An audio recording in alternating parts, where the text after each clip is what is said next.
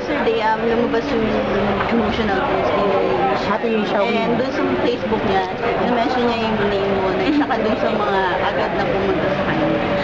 Ano naman, hindi naman nawala yung communication namin ni Ate Sharon. Ano naman, nagtitextan kami once in a while.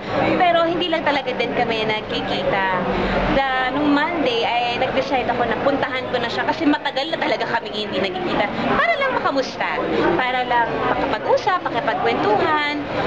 Gano'n naman kami. And ako, I'm very grateful na hanggang ngayon na-preserve ko yung friendship ko with Ate Sharon kasi it's something na talagang hindi mo makikita sa ibang tao.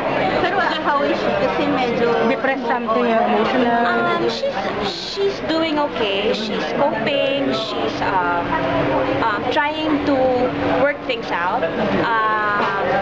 Yeah, she said naman in her post na medyo nandun siya sa state na dumaan siya sa state of depression and state of loneliness. Pero all I can say now is ang daming acceptance and realization ni Ate. So she's doing good. She's doing good. She's doing well. And ang hinihingi niya lang siguro ngayon is sa mga tao is understanding and prayers na ma-overcome niya kung ano man yung struggles na pinagdadaanan niya. And that's why we're here for mga kaibigan. Ano advice binigay mo sa kanya? Ay, sabi ko lang sa kanya, ate, go, halika na, tumakbo tayo. Kilala mo pa tayo. Kailangan mag-lose ng weight. Hindi. Diet siya. Oo, strict diet. Sa tingin mo, hindi naman ito aabot sa Roman well niya? Oh, hindi.